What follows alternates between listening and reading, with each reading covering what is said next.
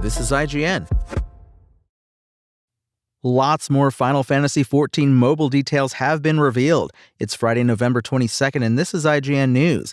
This week's announcement that Final Fantasy XIV is coming to mobile thanks to Lightspeed Studios raised plenty of questions among fans, including which content it'll feature and how it will incorporate monetization.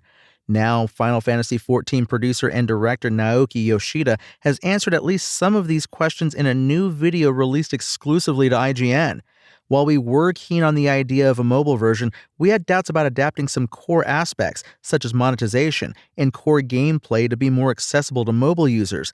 Therefore, we provided challenging feedback to the Final Fantasy XIV mobile dev team, Yoshida explains.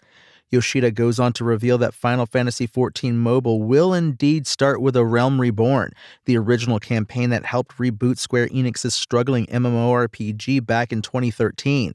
The rest of the content will then be released gradually based on player feedback.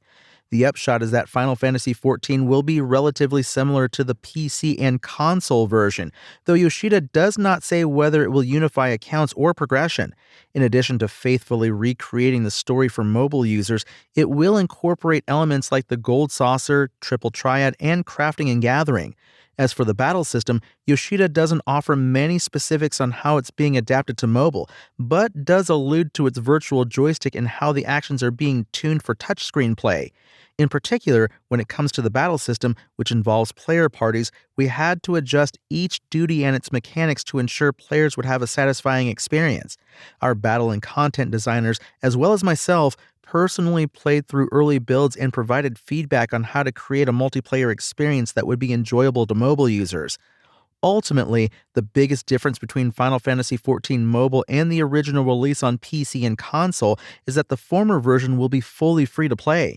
However, that doesn't mean it will include gacha play or other exploitive mechanics. Instead, Yoshida says it will be geared toward encouraging long-term engagement. Yoshida says that the team will aim to gather feedback and begin conducting tests, including monetization in various regions globally. It will launch first in mainland China and gradually expand to a global release. In the meantime, Final Fantasy XIV continues to move ahead on PC and console, with the Dawn Trail expansion having come out earlier this year, and it sounds like there's still plenty more to come. For us, there's no finish line, Yoshida says.